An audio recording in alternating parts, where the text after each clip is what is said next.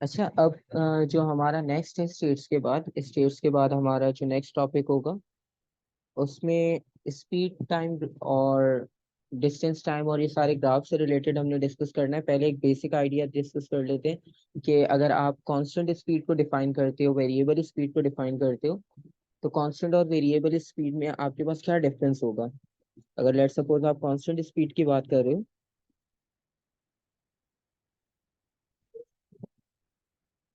तो constant speed को आप किस तरह से डिफाइन करोगे।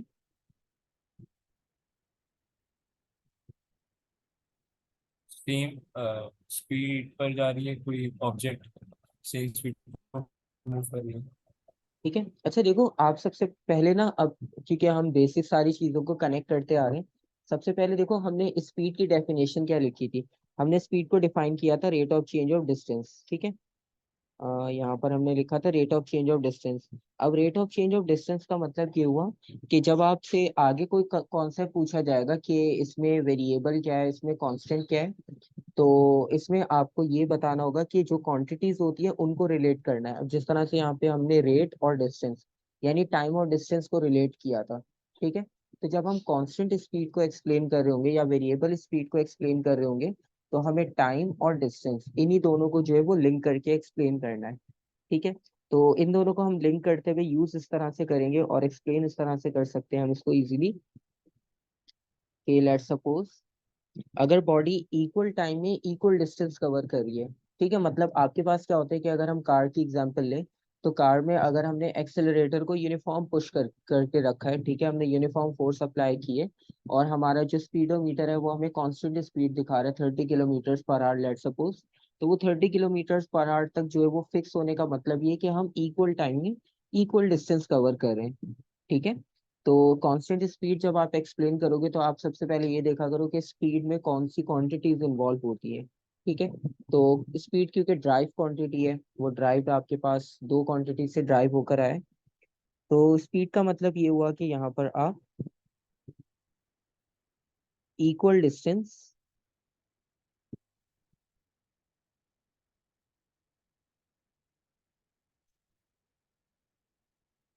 In equal interval of time.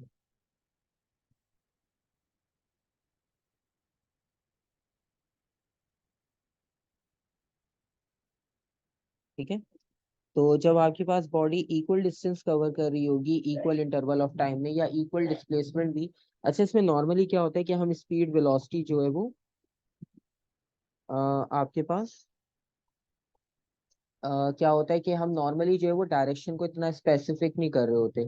ठीक है, नॉर्मली हम क्या करते हैं कि हम जर्नल जर्नल क्योंकि हम नॉर्मली स्पीड लिख रहे होते हैं। अभी हमने स्पीड और वेलोसिटी में क्लियर डिफरेंस डिस्कस किया है, तो इसमें इतना कंफ्यूज नहीं होना। नॉर्मली हम कॉन्सेप्ट्स को डिस्कस कर रहे होते हैं, क्योंकि जब हम ग्राफ ड्रॉ करते हैं तो मैग्नीट्यूड्स हमें पता चल जाती है, डायरेक्शन हमें ग्राफ्स में मिल रही होती है, क्योंकि डायरेक्शन जब हमने इन्वॉल्व करनी होगी तो डायरेक्शन इन्वॉल्व होगी जब हम फोर्सेस का टॉपिक करेंगे। ठीक है, अभी हम काइनेमैटिक्स कर रहे हैं तो अभी हमारे पास डायरेक्शन इतना ज्यादा इंपॉर्टेंट रोल नहीं होगा, क्योंकि हम ज्यादा से ज्यादा डायरेक्शन को ग्राफ में डिस्कस करेंगे। ठीक है, तो ग्राफ से हटकर जो है वो फिर जब डायरेक्शन इन्वॉल्व होगी वो फोर्सेस में इन्वॉल्व होंगी। तो कांस्टेंट स्पीड हो गई, जब कांस्टेंट स्पीड का कॉन्सेप्ट आएगा तो फिर आपके पास वेरिएबल स्पीड का भी कॉन्सेप्ट होता है।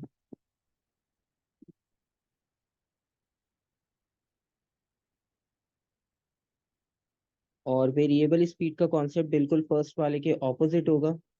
ठीक है, मतलब इसमें ये होगा कि आप रेड सिग्नल पर थे, ट्रैफिक वहां पर वेट कर रहे थे, उसके बाद जब कार स्टार्ट होगी तो जाहिर सी बात है आप एक्सेलरेट करते हो वहां पे, तो एक्सेलरेटर को पुश करने का मतलब ये है कि आप उसे एक्सेलरेट करते हो, स्पीड इंक्रीज होती है। फिर आप एक टाइम पर आकर स्पीड कांस्टेंट कर लेते हो, फिर स्पीड ब्रेकर आएगा, आप स्पीड को एक्सेलरेटर को वहां पर रिलीज करोगे, ब्रेक अप्लाई करोगे, आपकी स्पीड डिक्रीज होगी। तो ये सारे फैक्टर्स आपके पास इन्वॉल्व होते हैं। ठीक है, तो वो सब आपके पास वेरिएबल स्पीड होगी, मतलब आप इसमें स्पीड को इंक्रीज भी कर सकते हो, डिक्रीज भी कर सकते हो, दोनों वेरिएबल में आपके पास काउंट होगी। ठीक है, तो यहाँ पर आपके पास अनइक्वल डिस्टेंस कवर हो रहा होता है बेसिकली, क्योंकि यहाँ पे ग्राफ अभी हम ड्रॉ करेंगे तो एक कर्व शेप ड्रॉ होगी, तो उसमें इक्वल का कॉन्सेप्ट नहीं आता, और टाइम भी आपके पास जो है वो और अगर हम टाइम को लेट सपोज इक्वल कर ले, मतलब हम अपनी मेजरमेंट्स अपने इक्वल टाइम पे कर रहे हो, तो हमारा जो डिस्टेंस है वो चेंज हो सकता है। मतलब हमने स्टॉप वॉच अपने अकॉर्डिंगली फिक्स पॉइंट पे नोट की, जिस तरह हमारे पास स्टार्टिंग पॉइंट था, हमारा एंडिंग पॉइंट था, हमने दोनों पॉइंट्स के बीच में जो है वो कैलकुलेशन जो है वो अपनी फिक्स टाइम पे की, लेकिन हमारा डिस्टेंस कभी ज्यादा कवर हुआ कभी कम कवर हुआ। तो इस तरह भी हम डिस्कस कर सकते हैं, क्योंकि बेसिकली टाइम जो है वो आपके पास इंडिपेंडेंट क्वांटिटी होती है।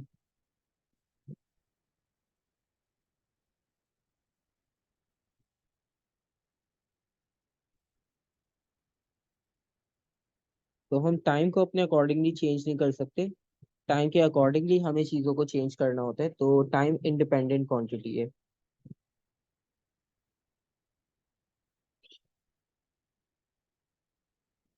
और नेक्स्ट अब हम इसमें देखें तो हमारे पास फिर ग्राफिकल रिप्रेजेंटेशंस होती हैं कुछ, जिसको हम डिस्टेंस टाइम ग्राफ से रिप्रेजेंट करते हैं। ये आपके पास मोस्ट इम्पॉर्टेंट टॉपिक है अब,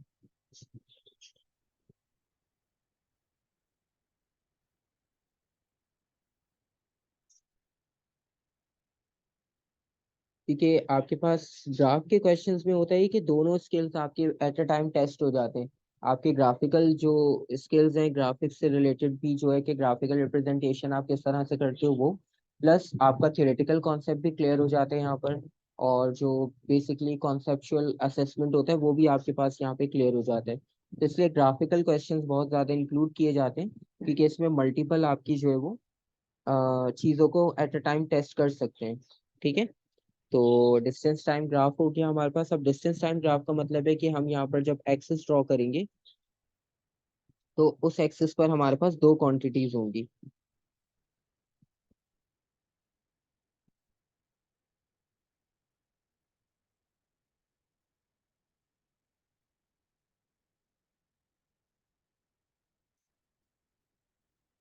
ठीक है, अच्छा अब यहाँ पर अभी हमने डिस्कस किया कि टाइम इंडिपेंडेंट क्वांटिटी है, तो टाइम को हम कहाँ पे प्लॉट करेंगे, ऑन एक्स एक्सिस। ये चीज हमेशा याद रखना जब भी हमारे पास, क्योंकि क्वांटिटीज हमारे पास ये छोटे छोटे कॉन्सेप्ट बार बार रिपीट होते रहेंगे, और हमारे पास एटीपी में भी ये बहुत ज्यादा हेल्प करते हैं।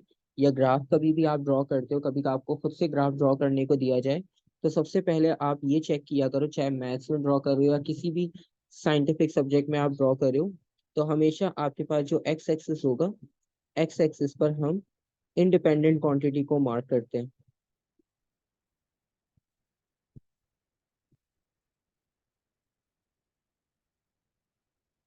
ठीक है, तो टाइम हमारे पास होगा ऑन एक्स एक्सिस, और वाई पर किसको हम मेंशन करेंगे,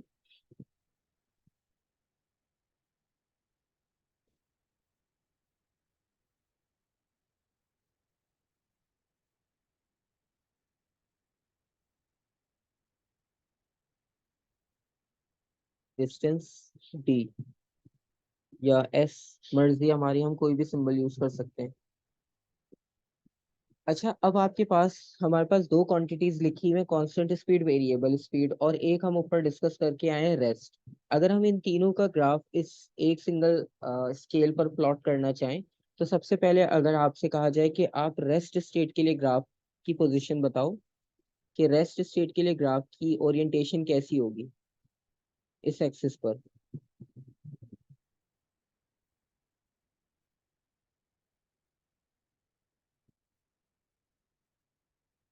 अगर आपने सबसे पहले रेस्ट स्टेट को शो करना हो इस डिस्टेंस टाइम ग्राफ पे, तो आप किस तरह से शो कर सकते हो। अच्छा देखो, रेस्ट स्टेट में आपने अभी डिस्कस किया कि बॉडी अपनी पोजीशन चेंज नहीं करती विद रिस्पेक्ट टू सराउंडिंग। ठीक है, तो उस कॉन्सेप्ट को रखते हुए आप इस ग्राफ से रिलेटेड अगर बता सको कि रेस्ट स्टेट में आप ग्राफ किस तरह से ड्रॉ करोगे। ये एक्स एक्स एक्सिस में पूरी लाइन जा रही होगी ओरिजिन से स्टार्ट। ओरिजिन से स्टार्ट होगी और एक्स एक्सिस पर होगी, मतलब हॉरिजॉन्टल लाइन आप कह रहे हो। ठीक है, जी। बिल्कुल सही है।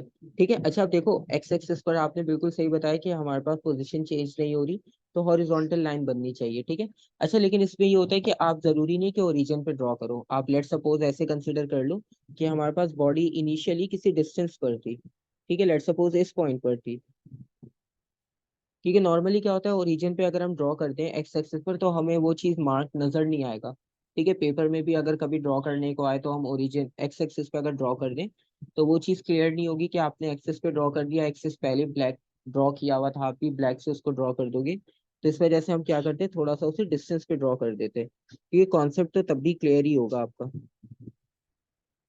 तो ये आपके पास जो है वो आप थोड़े से डिस्टेंस पे ड्रॉ कर दो, कोई मसला नहीं है, ठीक है। तो ग्रीन लाइन हमारे पास जो है वो रेस्ट को रिप्रेजेंट कर रही है। इस पे क्या होगा कि अगर लेट सपोज हम 10 मीटर के डिस्टेंस पर थे, तो टाइम पास होने के साथ साथ हम 10 मीटर पे रहे, मतलब हमारी पोजीशन ही चेंज नहीं हुई। और उसके बाद फिर हम सेकंड क्वांटिटी पे आते हैं। सेकंड क्वांटिटी हमारी कांस्टेंट स्पीड की अगर हम बात करें, तो कांस्टेंट स्पीड के लिए ग्राफ कैसे ड्रॉ करेंगे?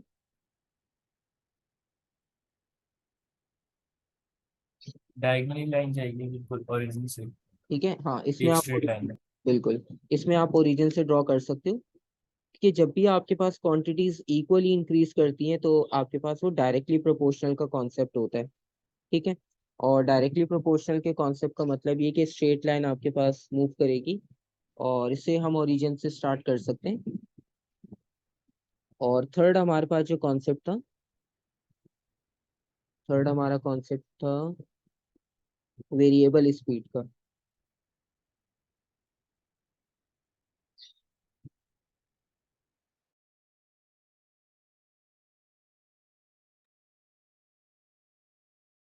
और वेरिएबल स्पीड के लिए हम क्या करेंगे अब?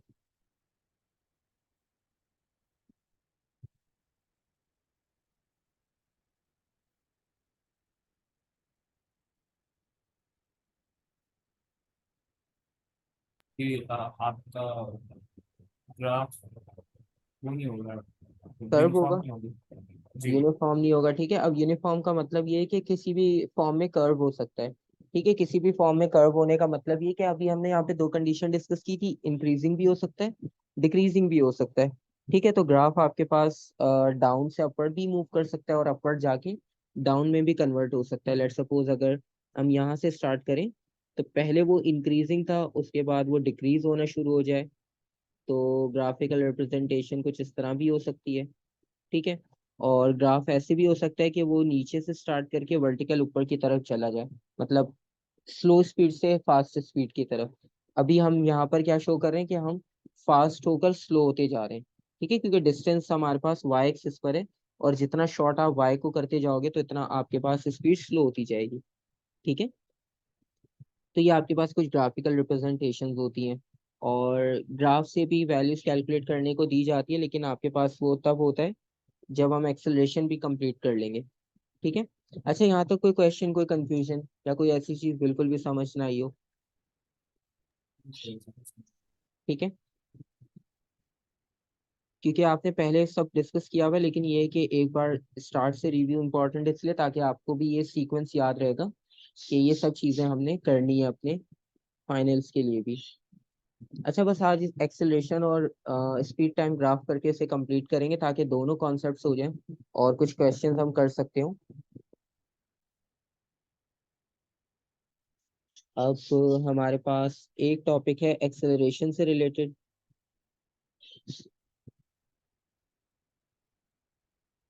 और एक्सेलरेशन का आपको अब आइडिया है कि स्पीड या वेलोसिटी को जब हम टाइम से रिलेट करेंगे, जिस तरह डिस्टेंस और डिस्प्लेसमेंट को हमने टाइम से रिलेट किया था, तो इसी तरह जब आप स्पीड या वेलोसिटी को टाइम से रिलेट करोगे तो आपके पास न्यू क्वांटिटी कौन सी मिलेगी आपको? एक्सेलरेशन की, ठीक है।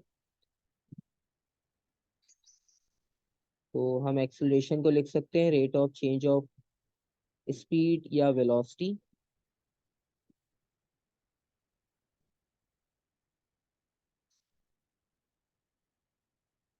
ठीक है, अगेन बस इतना सा डिफरेंस है कि अगर हम डायरेक्शन को इन्वॉल्व करना चाह रहे हैं तो हम वेलोसिटी लिख लेते हैं, डायरेक्शन अगर हम डिस्कस नहीं कर रहे इनिशियल स्टेज पर तो हम स्पीड भी लिख सकते हैं, ठीक है। और एक्सेलरेशन भी आपको पता है वेक्टर क्वांटिटी है, इसमें भी डायरेक्शन इन्वॉल्व होगी, और इसका SI unit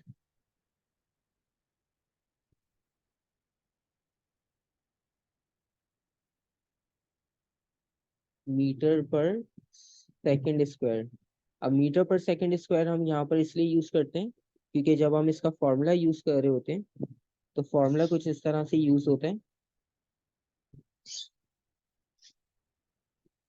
acceleration is equals to final velocity minus initial velocity divided by time. ठीक है। तो स्पीड का यूनिट था मीटर पर सेकंड।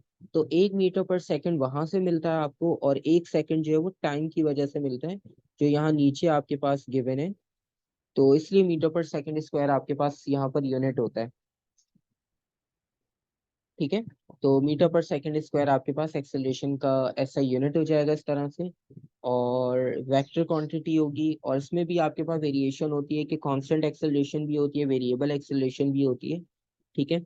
और इसमें भी आपके पास कॉन्सेप्ट सेम वही स्पीड वाला यूज करेंगे हम, जब आप कांस्टेंट एक्सेलरेशन की बात करोगे।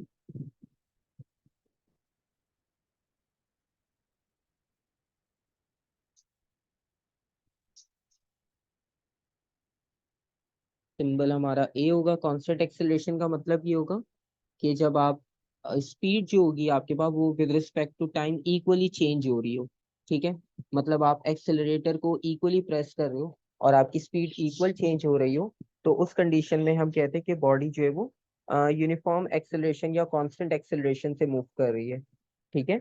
और जब आपके पास वेरिएशन आ जाए विद रिस्पेक्ट टू टाइम, मतलब कभी आपने एक्सेलरेटर को बहुत ज्यादा फोर्स से पुश किया, आपकी स्पीड बहुत ज्यादा चेंज हो जाएगी एक टाइम पर, और आप उसे फिर फौरन से रिलीज कर दो, तो आपकी स्पीड में बहुत तेजी से डिक्रीज आ जाएगा।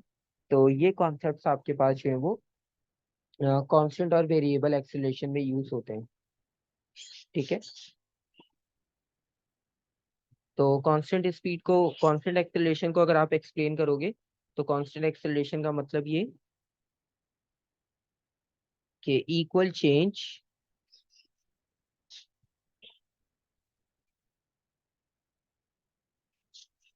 इन स्पीड और velocity with respect to time.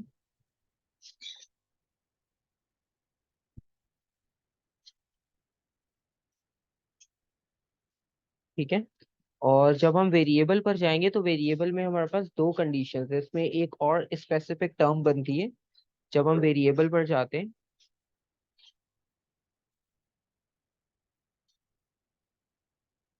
तो वेरिएबल एक्सेलरेशन का कॉन्सेप्ट इस तरह से होगा। अच्छा, वेरिएबल में क्या होता है कि या तो स्पीड आपके टाइम के साथ इंक्रीज हो सकती है, या तो टाइम के साथ डिक्रीज हो सकती है। ठीक है, दो तरह की वेरिएशंस है। और अगर आपके पास, आपको याद हो, अगर स्पीड डिक्रीज हो रही हो विद रिस्पेक्ट टू टाइम, तो उसके लिए एक स्पेसिफिक टर्म यूज होती है। अगर हम स्पीड को डिक्रीज करते हैं विद रिस्पेक्ट टू टाइम, तो आपके पास वहां पे आप क्या टर्म यूज करते हो? जी सर ने। जी। तो आप उसे डेसेलरेट, डेसेलरेशन, ये वाली टर्म हम यूज करते हैं जब हमारे पास with respect to time speed या वेलोसिटी डिक्रीज होती है। ठीक है। और अगर इंक्रीज हो रही है तो हम उसे एक्सेलरेशन कहते हैं।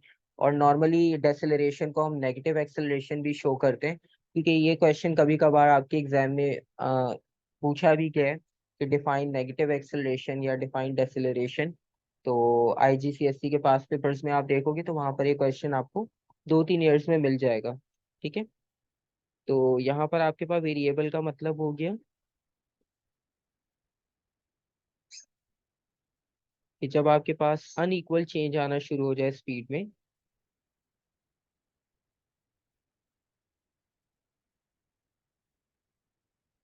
और अनइक्वल चेंज का मतलब ये, या तो स्पीड इंक्रीज होने लग जाए अनयूनिफॉर्म या अनइक्वली, या आपके पास स्पीड डिक्रीज होने लग जाए। ठीक है। अब इसमें इंक्रीज का भी फैक्टर इन्वॉल्व हो सकता है कि अनइक्वल इंक्रीज हो जाए, क्योंकि इक्वल इंक्रीज तो कांस्टेंट एक्सेलरेशन में आएगी या यूनिफॉर्म एक्सेलरेशन, या आप अनइक्वल की बात कर सकते हो। सॉरी, अनइक्वल लिख दिया मैंने, यहाँ पे डिक्रीज लिखना था। मतलब अनइक्वल चेंज इस सेंस में आए कि आपकी स्पीड डिक्रीज कर रही हो। ठीक है।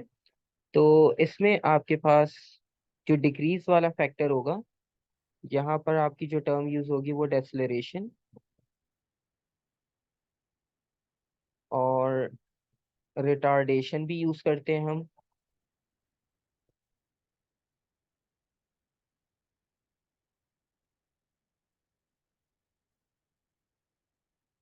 ठीक है। और नेगेटिव एक्सेलरेशन का भी कॉन्सेप्ट इसलिए यूज किया जाता है क्योंकि जब आपके पास स्पीड डिक्रीज होती है, इसे हम नेगेटिव एक्सेलरेशन भी लिख सकते हैं।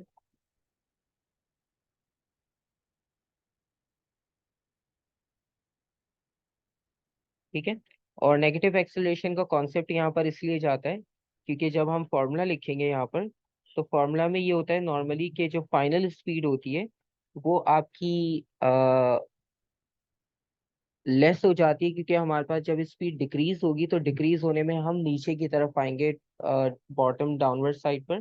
तो फाइनल आपकी जो स्पीड होगी वो लेस होगी और इनिशियल वैल्यू आपकी ग्रेटर होगी, क्योंकि जब हम डिक्रीज कर रहे हैं। और जब आप विद रिस्पेक्ट टू उसको फाइनल डिवाइड करोगे तो आपका फाइनल आंसर जो है वो नेगेटिव में आएगा। तो इसलिए हम उसे नेगेटिव एक्सेलरेशन भी कंसिडर करते हैं, क्योंकि यहाँ पर जो आपकी फाइनल स्पीड थी या फाइनल वेलोसिटी थी वो लेस थी और इनिशियल ग्रेटर थी। क्योंकि जब आप स्पीड डिक्रीज कर रहे हो तो सिंपल सा कॉन्सेप्ट है, आप 60 पर थे, आप 60 से 30 पर आ गए, तो आपकी जो फाइनल स्पीड है वो 30 है और इनिशियल स्पीड 60 थी, तो आप 30 माइनस 60 करते हो और with respect to time divide करते हो तो आंसर आपके पास नेगेटिव में होगा। ठीक है।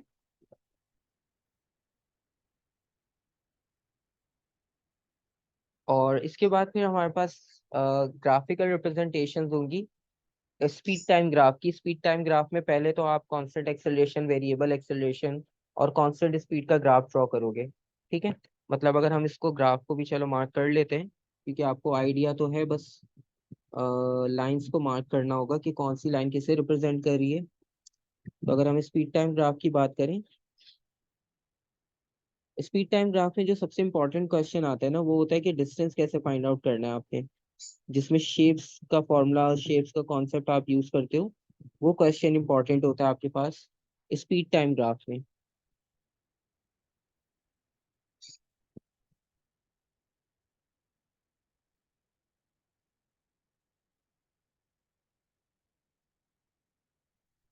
तो स्पीड टाइम ग्राफ की अगर हम बात करें, स्पीड टाइम का मतलब ये है कि आपके पास स्पीड टाइम का जो ग्रेडियंट होगा, स्पीड टाइम ग्राफ से जब हम ग्रेडियंट निकालेंगे तो वो हमें एक्सेलरेशन देगा।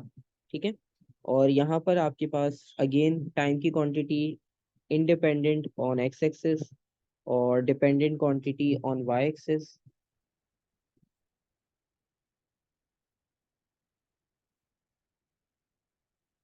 ठीक है। इसमें भी हमने वो तीनों फैक्टर्स जिस तरह से किए थे, यहाँ पर भी हम तीनों फैक्टर्स को ड्रॉ करते हैं। सबसे पहले आप ड्रॉ करोगे यहाँ पर, अब क्योंकि यहाँ रेस्ट स्टेट तो पॉसिबल ही नहीं है, ठीक है, क्योंकि आप चेंज इन स्पीड की बात कर रहे हो, तो सबसे पहले ये पॉसिबल हो सकता है कि आप कांस्टेंट स्पीड की बात करो। ठीक है। तो कांस्टेंट स्पीड का ग्राफ किस तरह से होगा?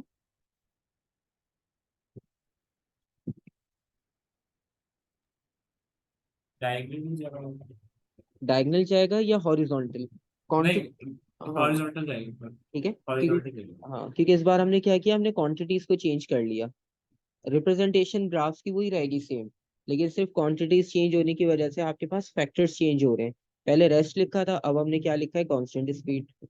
और सेकंड अगर हम उसकी बात करें, तो जो डायगोनल बनेगा आपके पास, वो डायगोनल किसके लिए बनेगा? कांस्टेंट एक्सेलरेशन के लिए। क्योंकि अब स्पीड में चेंज आ रहा है लेकिन वो चेंज आपके पास इक्वल आ रहा है।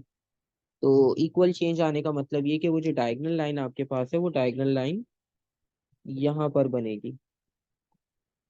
ठीक है।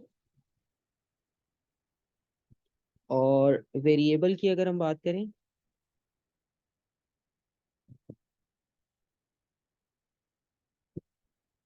यूनिफॉर्म नहीं होगी ठीक है, अब हाँ, अब उसमें वेरिएबल आपके पास कर्व आ सकता है और डिपेंड करता है कि वो पॉजिटिव है या नेगेटिव, क्योंकि हमने रिटार्डेशन डेसेलरेशन को डिस्कस किया। तो अगर आपके पास ग्राफ डाउनवर्ड आ रहा होगा तो इसका मतलब है नेगेटिव हो रही है एक्सेलरेशन, अगर ऊपर की तरफ जा रहा है चेंज तो आपके पास पॉजिटिव होगी। तो खैर अभी हम इतना स्पेसिफिक डिस्कस नहीं कर रहे, अभी हम एक रैंडम ग्राफ को डिस्कस करना चाह रहे हैं कि रिप्रेजेंटेशन कैसी होगी। ठीक है। अच्छा, इसमें स्पीड टाइम ग्राफ में दो चीजें पूछी जाती है नॉर्मली क्वेश्चंस में भी। एक क्वेश्चन आपके पास नॉर्मली ये पूछा जाता है कि जो ग्राफ का ग्रेडियंट है, ठीक है, ग्राफ के ग्रेडियंट आपको क्या शो कर रहा है?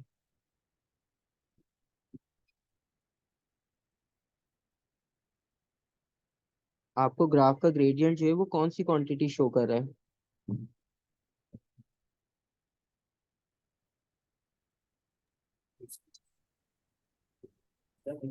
ये ग्रेडियंट है। अच्छा देखो, ग्रेडियंट का मतलब ये है कि अगर आप यहाँ पर 2 पॉइंट्स मार्क करते हो, ठीक है, लेट सपोज अगर हम कांस्टेंट एक्सेलरेशन की बात करें, हम ग्रीन लाइन को कंसीडर करते हैं, तो ग्रीन लाइन पे हम कोई भी 2 पॉइंट सेलेक्ट करते हैं। लेट सपोज ये पॉइंट सेलेक्ट किया हमने, और मतलब एक्सट्रीम दोनों साइड्स पर आप कोई भी पॉइंट सेलेक्ट कर लो, ठीक है। अब जब आप इसे एक्सटेंड करोगे, तो एक्सटेंड करते वक्त होगा क्या कि आपको दो वैल्यूज मिलेंगी। लेट सपोज अगर आप इसे डाउनवर्ड एक्सटेंड करते हो, तो आपको एक क्वांटिटी टाइम की मिलेगी और एक क्वांटिटी स्पीड की मिलेगी, ठीक है। इसी तरह से आपके पास इस पॉइंट को भी एक्सटेंड करो एक्स और वाई की तरफ, तो आपको एक क्वांटिटी यहाँ पर टाइम की मिलेगी, एक क्वांटिटी स्पीड की मिलेगी, ठीक है। तो बेसिकली यहाँ पर हो क्या रहा है कि आपके पास एक क्वांटिटी स्पीड की आ रही है, और बल्कि हम इसे ऐसे लिखते हैं, हम स्पीड और टाइम के बजाय हम इसको एक्स और वाई में लिखते तो ज़्यादा इजी होगा। मतलब हमने फर्स्ट वैल्यू कंसीडर की, तो जो टाइम की वैल्यू होगी वो एक्स एक्सिस पर है, तो उसे हमने लिखा x1, और जो y पर हमने वैल्यू को कंसिडर किया उसे हम लिखेंगे y1, ठीक है, क्योंकि हमारा ये फर्स्ट पॉइंट था। सेकंड पॉइंट पर जब हम जाएंगे, तो सेकंड पॉइंट का मतलब ये कि वहां पर जो भी x की वैल्यू होगी उसे हम कंसिडर करेंगे x2, और जो भी y की वैल्यू होगी उसे कंसिडर करेंगे y2, ठीक है। तो ये आपके पास दो क्वांटिटीज हो गई। और जब आप इसका स्लोप या ग्रेडियंट निकालोगे, ठीक है, अगर आपने ग्रेडियंट लेटर वर्ड नहीं पढ़ा हो तो शायद स्लोप पढ़ा हो अपने मैथ्स में भी कहीं ना कहीं। तो ग्रेडियंट या स्लोप की अगर आप बात करो, तो उसका फॉर्मूला हम यूज करते हैं m is equals to y2 minus y1 over x2 minus x1। अच्छा, आपने ये फॉर्मूला या m जो है वो कैलकुलेट नहीं करना होता, सिर्फ आपको कॉन्सेप्ट के लिए समझाया कि ग्रेडियंट या स्लोप का मीनिंग क्या है यहाँ पर, ठीक है। तो अगर वो आपसे क्वेश्चन में पूछे कि आप जब स्पीड टाइम ग्राफ बनाते हो, तो स्पीड टाइम ग्राफ में जो ग्रेडियंट होगा या स्लोप होगा वो किस चीज को रिप्रेजेंट करेगा, तो ग्रेडियंट या स्लोप अब आपको यहाँ पर पता चल रहा है कि आपके पास y का मतलब ये y1 y2 को बेसिकली आप क्या कंसीडर कर रहे हो, ये स्पीड की क्वांटिटी है, और ये भी स्पीड की क्वांटिटी है, ठीक है। और ये आपके पास टाइम की क्वांटिटी है, और ये भी टाइम की क्वांटिटी है। तो बेसिकली हम क्या फाइंड आउट कर रहे हैं, हम एक्सेलरेशन कैलकुलेट कर रहे हैं, क्योंकि दो स्पीड की वैल्यूज हैं, दो टाइम की वैल्यू है। स्पीड डिवाइड बाय टाइम जो है वो एक्सेलरेशन को शो करेगा, ठीक है। तो इसका मतलब ये हुआ कि जब भी वो आपसे क्वेश्चन में पूछेगा कि ग्रेडियंट या स्लोप स्पीड टाइम ग्राफ का आपको क्या क्वांटिटी देगा, तो आप हमेशा लिखोगे एक्सेलरेशन, ठीक है। और ग्रेडियंट आपको कैलकुलेट करके भी बता दिए कि किस तरह से किया जाता है, बाकी जब क्वेश्चंस में आएगा तो वहां भी हम प्रैक्टिस करेंगे। यहाँ तक क्लियर हो गया? ठीक है, और बस एक लास्ट चीज, और वो लास्ट ये है कॉन्सेप्ट के, आपसे ये पूछते हैं कि अगर आपने इस स्पीड टाइम ग्राफ में से डिस्टेंस फाइंड आउट करना हो।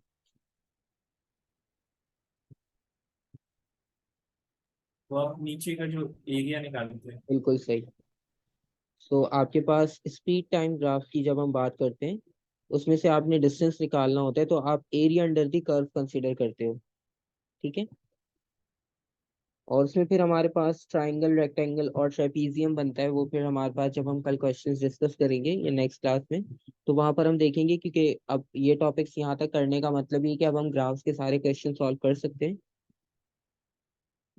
और न्यूमेरिकल क्वेश्चन भी कर सकते हैं जिसमें स्पीड और एक्सेलरेशन इन्वॉल्व है। तो एरिया अंडर द कर्व आपके पास ये शो करेगा, ठीक है। तो यहाँ तक कोई क्वेश्चन, कोई कंफ्यूजन?